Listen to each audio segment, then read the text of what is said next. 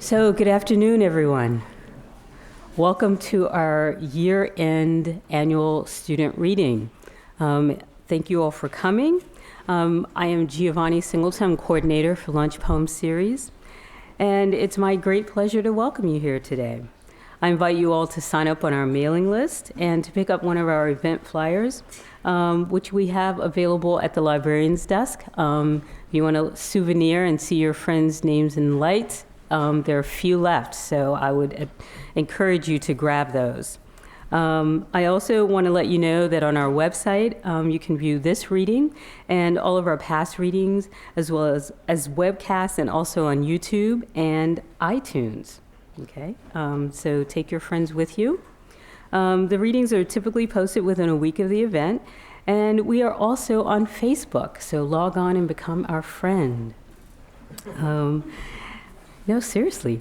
And also, I want to also announce that we are looking for interns and volunteers for Lunch Poems for next season.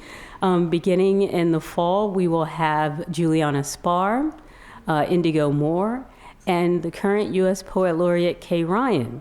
So it's an opportunity to work with our program and to go to lunch, possibly with our featured poet. So if you're interested in this opportunity, please see me, okay? Today's reading is in celebration of student poets and their fabulous awards. Here today to introduce the readers is Jeffrey G. O'Brien. He is the author of Green and Gray and the Guns and Flags Project.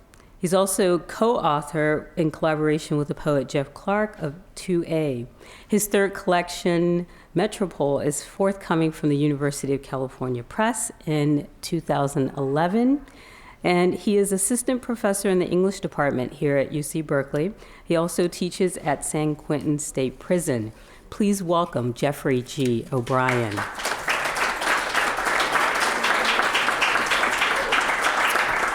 Thank you, Giovanni, and welcome to the last Lunch Poems of the semester and the year, and I think a pretty fitting culmination. I'm actually filling in for the unfillable in for Bob Haas, who couldn't be here and is extremely disappointed that he can't be here, and so I'm conveying an affectionate apology to all of the readers from him as well. Before we begin, I think it would be remiss of us to not have a round of applause for Giovanni and all the volunteers who do the invisible labor behind the scenes. All right, I have to allow myself one little comment before we begin, which is just that although I am also of the English department like Bob, I'm really happy to see that we don't have a monopoly on poetry. As I look at the bios of the students who will be reading today, I see that there are so many experiential roots to poetry and so many disciplines that find a way to be adjacent to it. So I'm really happy to see that diversity represented. All right, we'll begin. So here Abgal is a fourth-year pre-law English major with a minor in creative writing. She is the editor-in-chief of the Muslim student magazine Al Bayan and has read at open mics and slam poetry events around the Bay Area and at Cal. She is a single mother to a 4-year-old boy. Welcome, Sohir.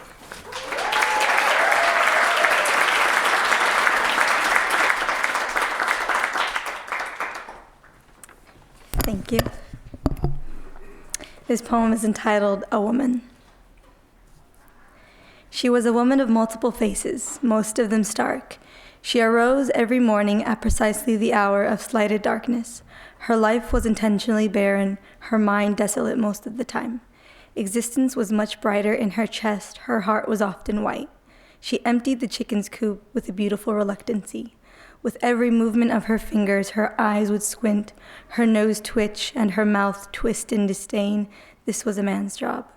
Her execution was flawless. She worked in the home so as to demand the most respect. She walked at an angle so as to demand the most attention.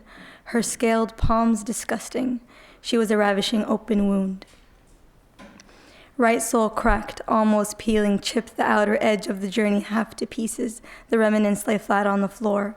Hardwood was a better value, that was a given. Estimates from crooked men sounded like rubbish at noon in the summertime. For dinner was the rush, for dinner roasted duck. Half-washed hands extend far beyond the necessities of the stomach. Growling wolves scared the birds the most in the forest. The leaves sang because of the pain. Beauty wasn't in the vase. Her mother almost broke it at midnight. The edges sharpened. Pine cones just barely brushed the smallest toe. Stubbed blood ran down the drain when the razor cut too close, the lack of attention. She was always late on Sundays. God visited. Rubber faces seemed to plaster the walls. The clerk said it would take a few weeks. Paint dries slower in the center. The wounds are deep. Blood is real thick. Eyes glazed over semi-gloss look so much brighter in the light. Sermons are bowls for households. Often, decisions make the man. You're only as crippled as your souls allow. Your ankles are in perfect proportion to the rest of your body. There's no reason you shouldn't marry sooner. Heaven's just around the shrubbery, true lefts and a sharp right. The street's real narrow. Right soul cracked, left soul slacked, a little like capris in the wintertime. It just doesn't work by force. We were just going to walk together and remain as close to the ground as we could. We'd fly if the sky weren't so dreary and if dreams had wings. Because to fall meant to fail, we never lost balance. You leaned on me too hard. It hurt too much to be false. Your grip marked prison bars down my back. Because failing was living, I lost. Thank you.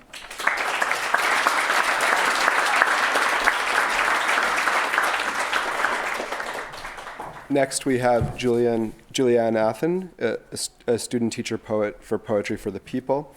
Her hands are always full with pens, her guitar, paint, or books. Good that there are alternatives. She has produced a self-written play with Playwrights Project in her hometown of San Diego and loves to dance and sing. Julianne Athen.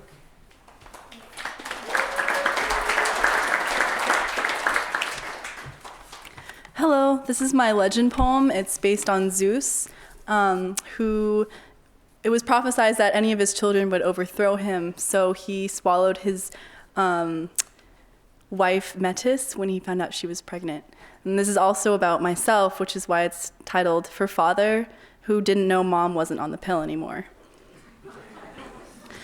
You swallowed your wife in fear that your children would overthrow you, a God's fear. Swallowing you whole with no chance of redemption, you swallowed your own problems until they grew budding seeds inside. Your head swelled with lightning pain until you screamed and took an axe to the growing problem. And like the prophecy, a child was born to you, but still you feared the wrong things. Zeus, when Athena sprung from your forehead, did you bleed? Did you feel the bliss and agony of birth? And when you saw her silver armor sealed with royal head of Gorgon, when you saw her gray eyes flash and her sure-footed landing, when you saw the grace of your blood coursing in her limbs when she yelled a warrior's cry, stamped her staff upon the ground, and looked at you with eyes of fire, did your swollen head deflate? Did you fear a different kind of destruction? You didn't think you would love her? Thanks.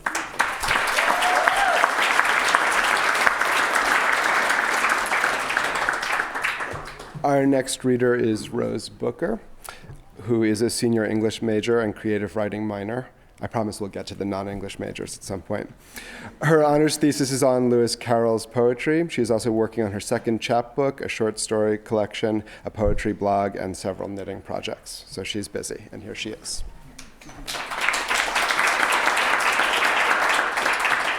Okay. Hi. This poem is actually dedicated to all the graduates and anyone who ever has decision-making problems. So,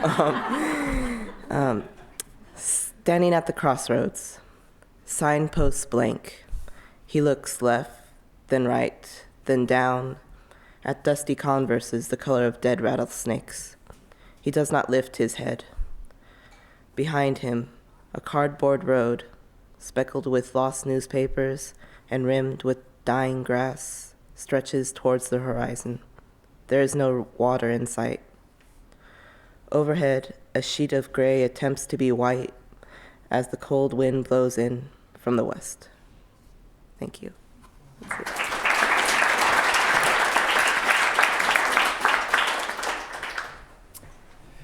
Joseph Bush has a really radically understated bio.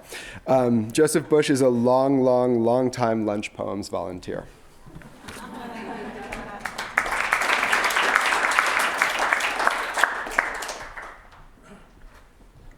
That's because my bio is given in snips every year, so by now it's already adequate.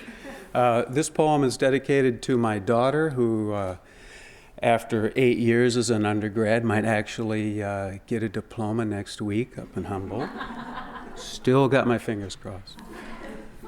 Afraid of dark.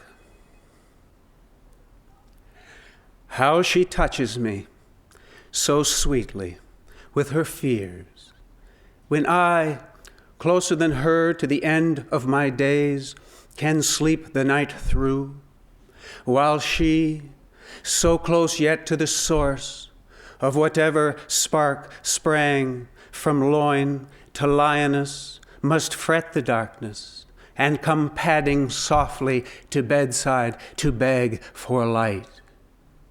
What have we to fear, dear daughter, to think that you, my prize, parted from darkness with tears and cries, must shy from it now, while I shall follow a frightsome path, which those returned from the brink can testify ends in a bright white glow. Thank you.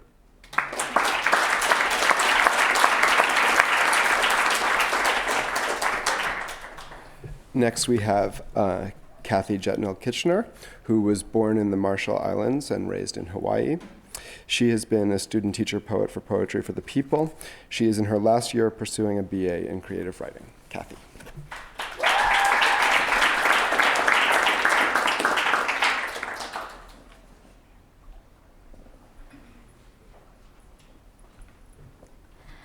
I forgot to add that I'm getting my BA at Mills College, just to put that out there and, put Mills on the map. Anyways, this is a poem that's written, well, never mind, I'll just read it. Okay. Can you hear me clearly, or should I go on the mic? Can you hear me? Go on the mic? Yeah, oh, okay. We're recording. Okay, all right. Cool.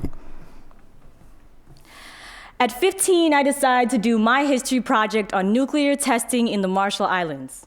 Time to learn my history, I decide. I weave through book after article after website, all on how the US once used my island home for nuclear testing. I sift through political jargon, tables of nuclear weapons with names like Operation Bravo, Crossroads, and Ivy. Quotes from generals like, 9,000 people are out there. Who cares? I'm not mad at all, really. I already knew all of this. I glanced at a photograph of a boy, peeled skin, arms, legs suspended, a puppet, next to a lab coat lost in his clipboard. I read firsthand accounts of what we call jelly babies. Tiny beings with no bones, skin, red tomatoes, the miscarriages gone unspoken, the broken translations. I never told my husband. I thought it was my fault. I thought there must be something wrong inside me. I flipped through snapshots of American Marines and nurses branded white with bloated grins, sucking beers and tossing beach balls along our shores. And my islander ancestors, cross-legged before a general, listening to his fairy tale about how it's for the good of mankind to hand over our islands. Let them blast radioactive energy into our lazy-limbed coconut trees, our sagging breadfruit trees, our busy fishes that sparkle like new sun, into our coral reefs brilliant as an aurora borealis woven beneath a glassy sea. God will thank you, they told us. Yeah, as if God himself ordained those powdered flakes to drift onto our skin, our hair, our eyes, to seep into our bones. We mistook radioactive fallout for snow. God will thank you, they told us. As if God's just been waiting for my people to vomit all of humanity's sins onto impeccable white shores, gleaming like the cross burned into our open, scarred palms. At one point in my research, I stumbled along a photograph of goats tied to American ships, bored and munching on tubs of grass. At the bottom, a caption read, "Goats and pigs were left on naval ships as test subjects. Thousands of letters flew in from America protesting animal abuse." At 15, I want megatons of TNT, radioactive energy, and a fancy degree, anything and everything I could ever need to send ripples of death through people who put goats before human beings, so their skin can shrivel beneath the glare of hospital room lights 3 generations later as they watch their grandfather, their auntie, their cousin's life drip across that same black screen, knots of knuckles tied to steel beds, cold and absent of any breath, but I'm only 15. So I finished my project. Glue stick my ancestors' voice onto a poster board I bought from Office Max. Stapled tables screaming the 23 millions of dollars stuffed into our mouths generation after generation after generation. Chart my people's death by cancer on flowcharts in 3D. And at the top, I spray painted in bold stenciled yellow for the good of mankind and entered it into a school district-wide competition called History Day.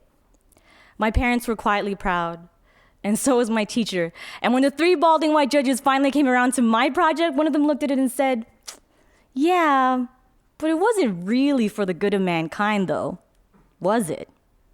And it lost.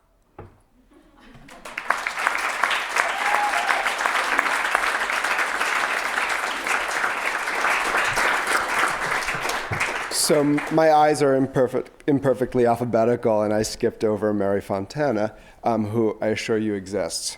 Mary Fontana loves writing and reading poems, but in her spare time, she is a graduate student in immunology here at Cal. Her work has been published most recently in Prairie Schooner. So out of order, Mary Fontana.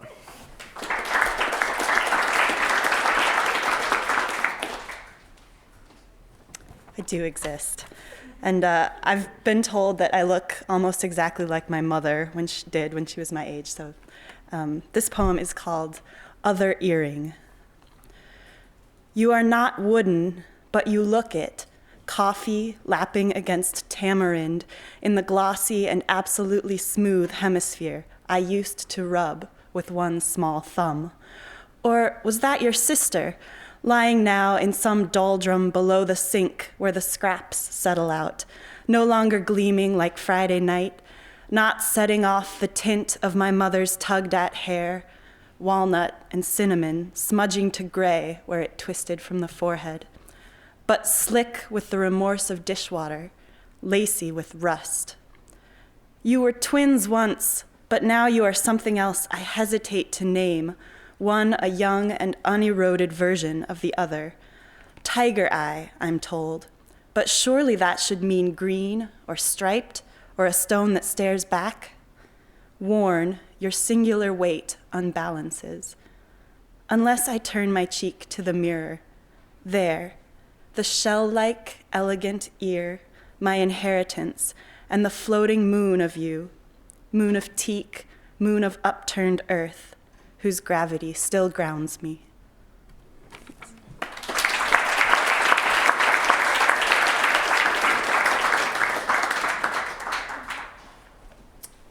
All right, next we have Kayla Krut, who's a freshman at Cal, intending to double major in English and comparative literature. She has recently been published in CLAM, or C-L-A-M, and by Hanging Loose Press. She received the 2010 Joan Lee Yang Memorial Prize in Poetry. Kayla's favorite writers at the moment are Milan Kundera, Vladimir Nabokov, Anne Sexton, and Wallace Stevens. So, Kayla.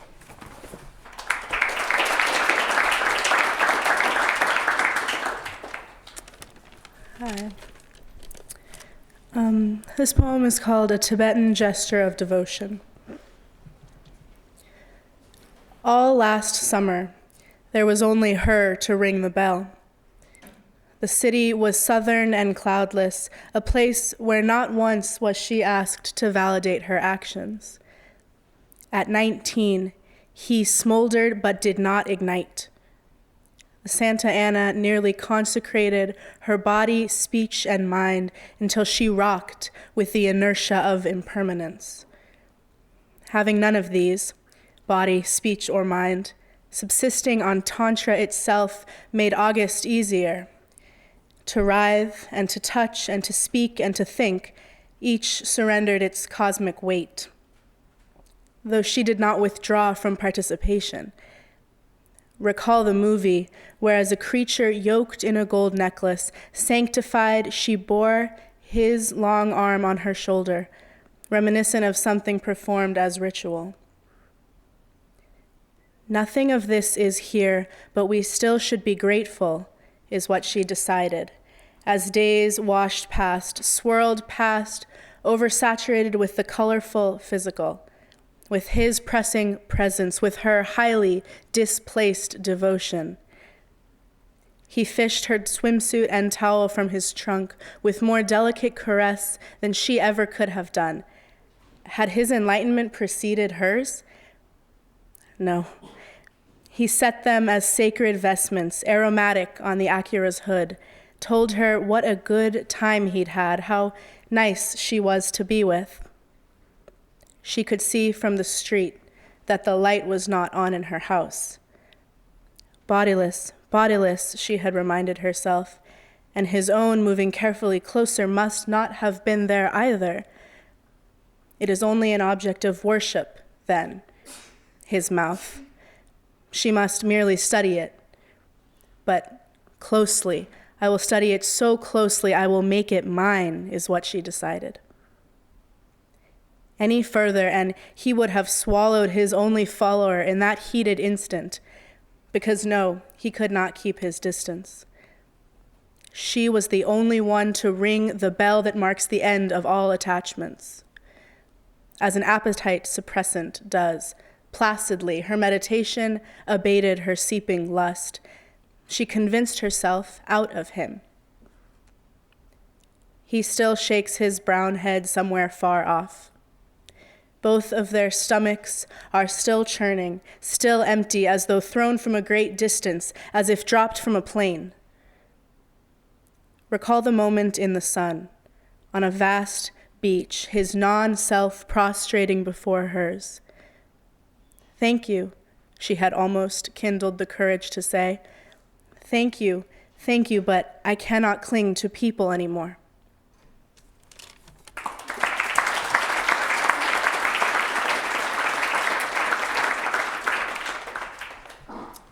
Next, we have Ashley Lisney, who is a graduating senior English major. She's an editor for the Cal Literature and Arts magazine and the winner of the 2010 Emily Chamberlain Cook Prize in Poetry. Ashley.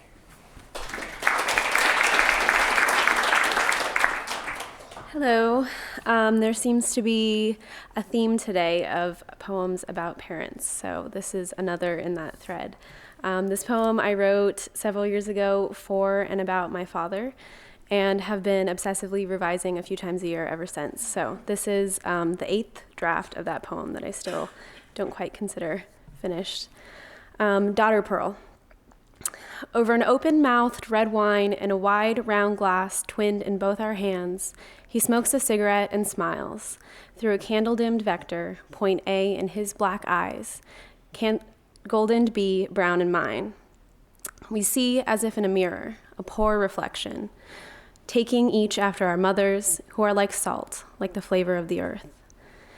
In the subject line of an empty email he tells me this week, I put $50 in the joint so you can have groceries, love, Dad. And I see a sincerity, though still uncertain of what exactly he means. And I miss you and my extra toothbrush in your bathroom. I don't have to say I'm sorry, his eyes say, for not knowing the child you. Of course I knew her. She had yellow hair. And who are you, you with dark eyelids, eyes like pearls, you are my little girl. And I was a child, and I am a child, though nearing 23 years of distance since you first thought of me.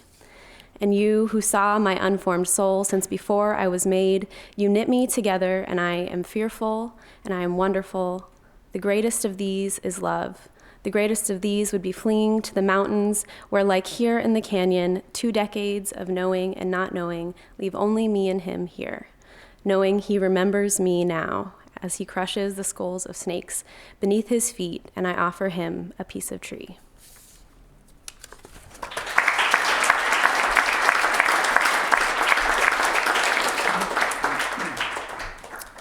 Next up is Jillian Osborne, who is a third-year graduate student in the English department. Her interests include American literature, transatlantic and transhistorical romanticism, landscape, confession, lyric, experience, balloons, and failure. So welcome, Jillian. Don't fall.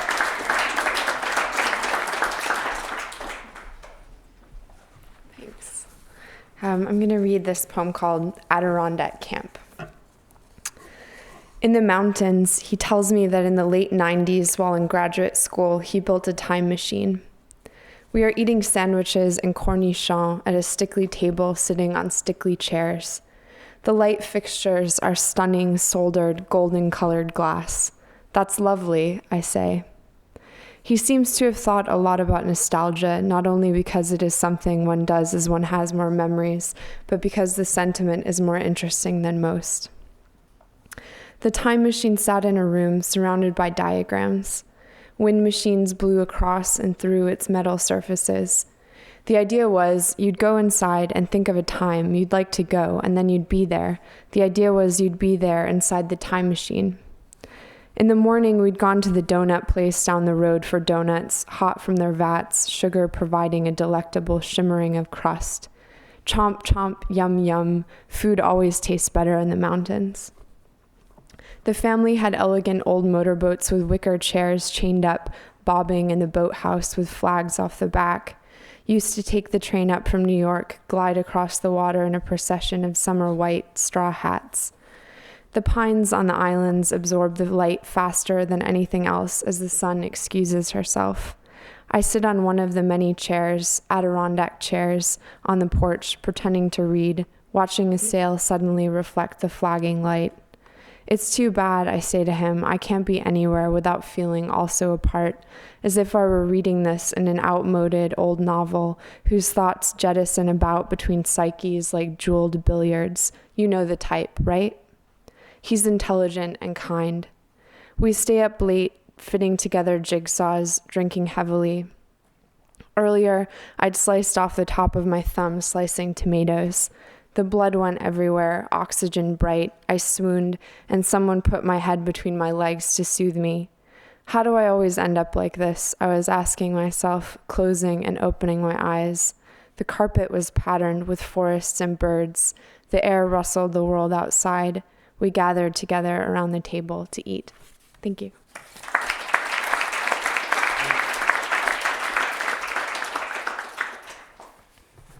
Northern California native Erin Payton grew up in Sonoma wine country. Lucky you. Always a humorist, she enjoys combining aspects of natural space with concepts of human circumstance. This is Erin's last semester at Berkeley. Welcome, Erin.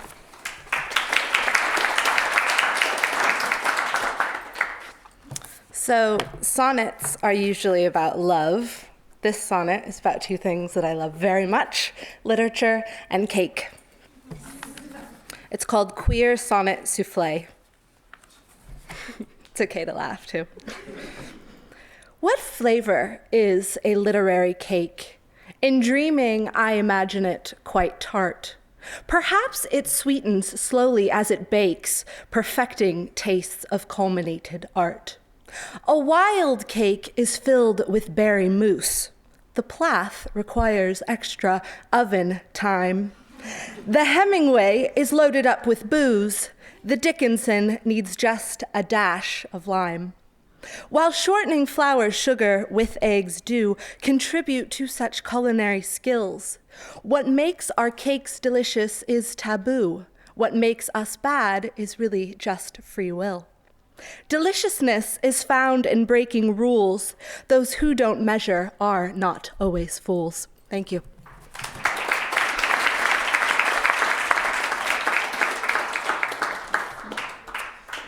Next, we have Anna Reeser, who was born and raised in the small Southern California town of Ojai. Lucky you. She is in her third year at Berkeley, working towards a double major in English and art practice. She is currently interested in intaglio printmaking and letterpress. Anna is also the editor-in-chief of the Cal Literary Arts magazine. So welcome, Anna.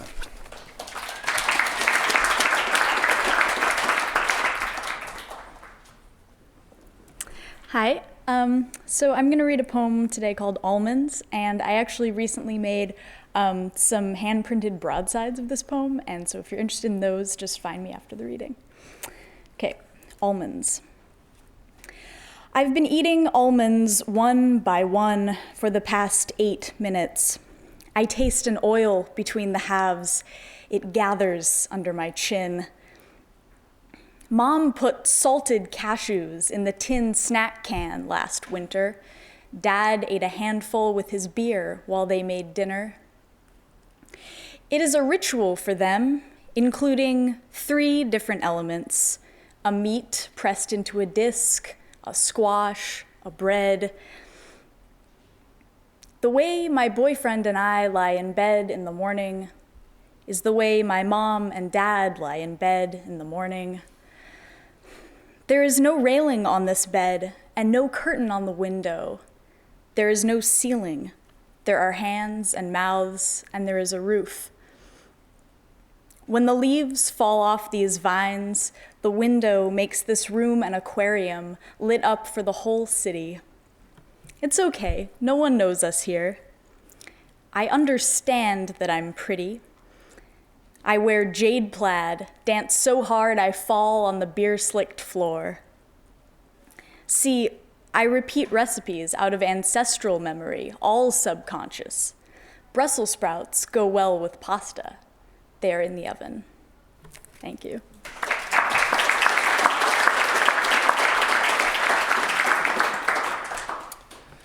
Next up is Yehonatan Sella, who is an undergraduate student at Berkeley, planning to major in math and minor in creative writing. Maybe you'll want to reverse that eventually. He lived in Israel for most of his childhood. Welcome, Yehonatan.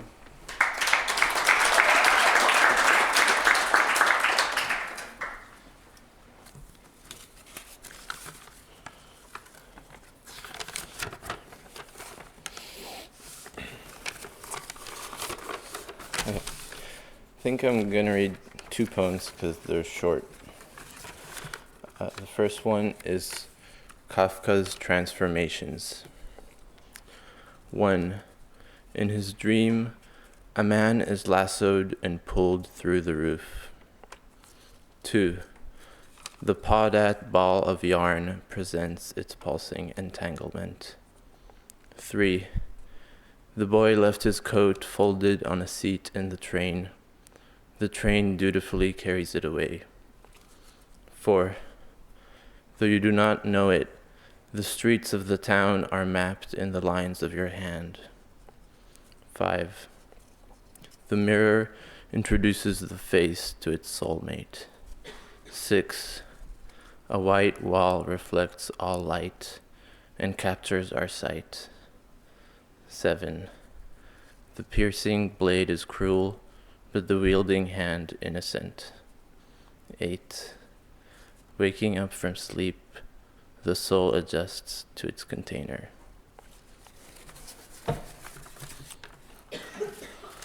And this one is called James Castle, and it's inspired by the exhibit that was in the Berkeley Art Museum. The world presents its materials in a sea of carton. The trampled upon will gladly bend.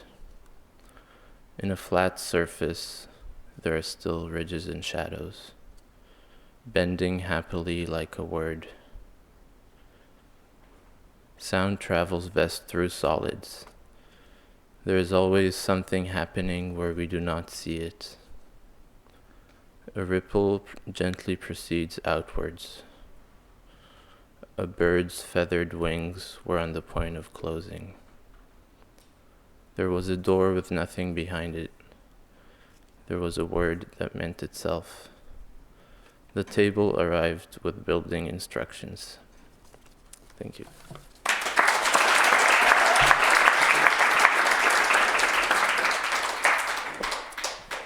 So we've discovered that there are more people named Al than we had originally thought.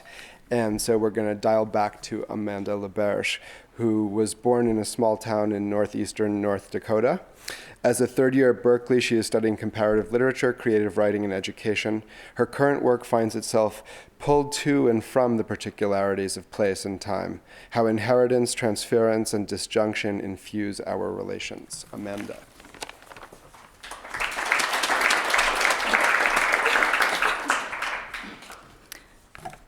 Ooh, microphones are so odd. Okay, thank you for coming, and I want to say thank you to the poets for your words, your stories, and your fight. This is called Setting in the Sierra Madre.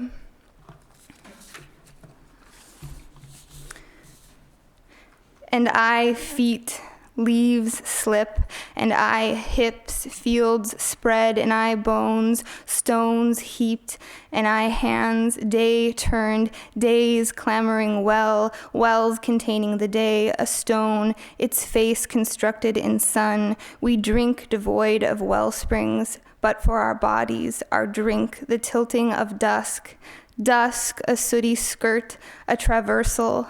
There is slack. The two are reconciled in saffron, in coral, later indigo. In between you ease some, in flux, in dusk, both a fracture and a passage, like the words that pepper our tongues. When we say celestial, we don't speak of gods. We speak of fixed glints, heat, handless blazes, all so friendly, all so lonesome. For every sun there are pairs of tongues inscribed, muted facsimile, here, uttering so many in the bellow we hear, still hear, burning navels, amber as the phosphorescent incense of copal. Its smoke smooths between the cusp of day and night, each reciprocal, each full, each tongue, limb reads textures, rude scales, clouds like palpitations, animal tracks in the scattered cinder. A feral cat in ashen fur watches us, her litter in the brush. She appears and ceases, twofold, mercurial in her slinky muscle like the dried river basin. It too passed all our bodies, its bending arch loosened over carved backs below, what looks like steps, benches for a ball game, piles of basalt, glassy in warm throes of light.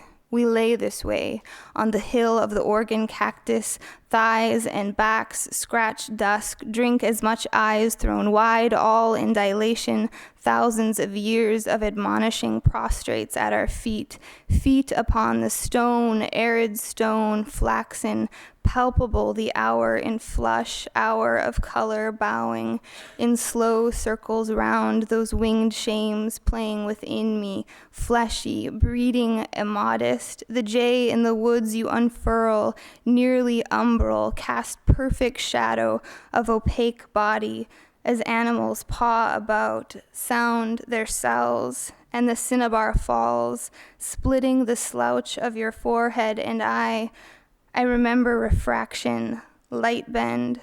The sun has sunk by the time we see it, already swallowed by the turn.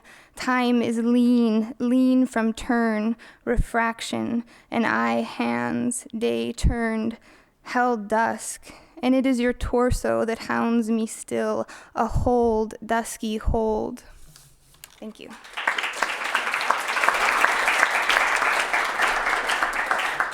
All right, we're nearing the end. We have two more readers today. The first is Michael Schaefer, who is a sophomore majoring in English and who is reading at his first public event today. Never tell them that. He took Professor Shabta's Introduction to Verse seminar last semester and is working for the Berkeley Poetry Review. He loves romantic poetry, Catholic iconography, and action movies with real explosions. Michael Schaefer.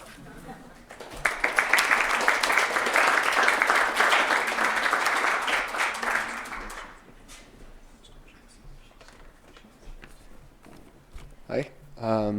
This poem is kind of a greeting, so it's good. It's called Welcoming Party.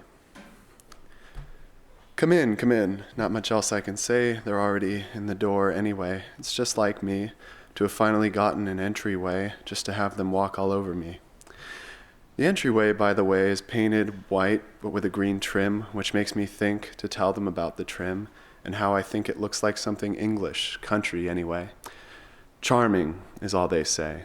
Well, that's all I expect. I guess it's not much more to anyone else. Or did they mean me? Am I charming?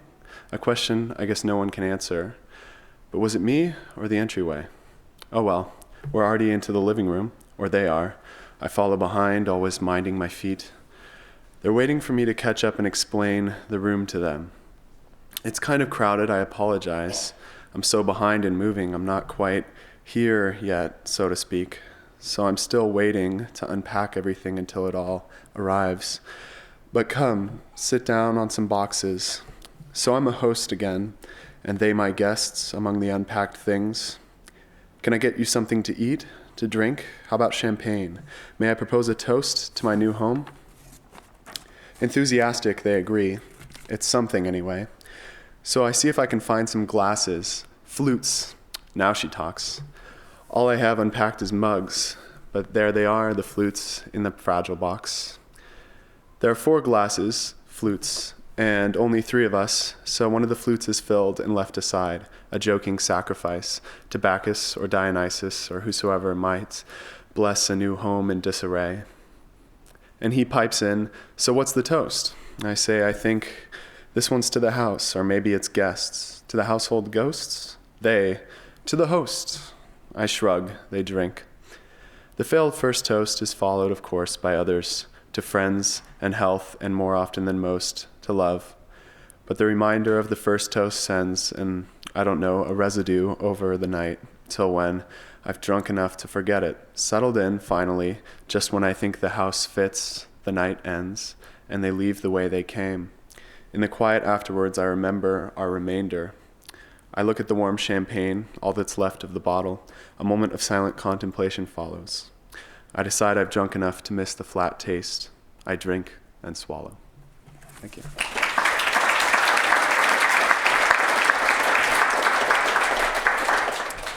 So when I said that we had 2 readers left, I meant that we still have 2 readers left.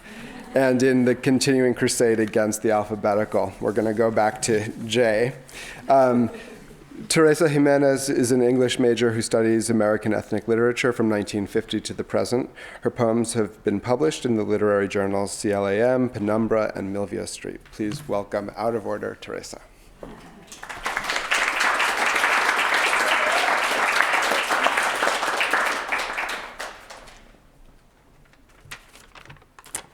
Hello, everyone. This poem is about an unpleasant train ride. It's called Aboard. Aboard a train that drags its wheels up a worn-out coast, a girl fights documents and anxiety from her seat. Decisions try her as she squirms into the lint and soda stains of R25, pulls the armrest down while this train crawls northward up a haggard coast. Derelict meanderers pop on and off the seats beside her, and through the window, leash-bound dogs bay, behind chicken wire fences, in township pitch stops, bay to the foggy rooftops, as this train staggers up a loamy coast.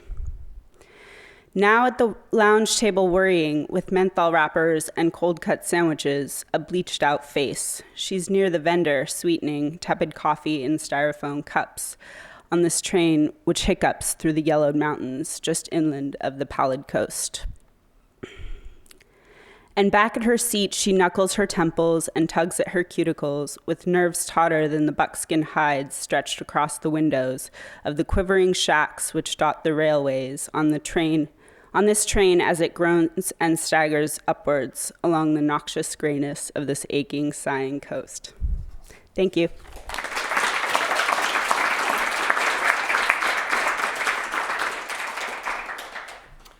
We still have 2 readers left. The first of which is Michael Schaefer, a sophomore majoring in English, who is, oh, sorry, we already have that. We only have 1 left. Okay. I can make any kind of mistake that's possible. Emma Tome is a 3rd-year undergraduate studying geography and environmental sciences, where mistakes are not appreciated. Emma.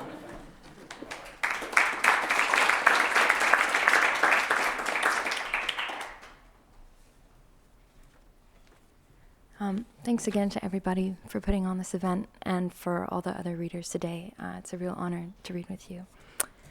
This poem is called Each Phenomenal Form. Understanding analogy as analogy itself, if origin breaks to an ocean, as a life is understood as a book opens, as a book, as death being untranscendable, as it lends wholeness to kinship, to flesh, and so ascribes finitude to gracelessness. A vast similitude underlies all. He leaps unbounded to these desperate ends, choosing words carelessly, an aesthete that secretes one's own epitaph as a lack, as proof that each phenomenal form rhymes with another. Thank you.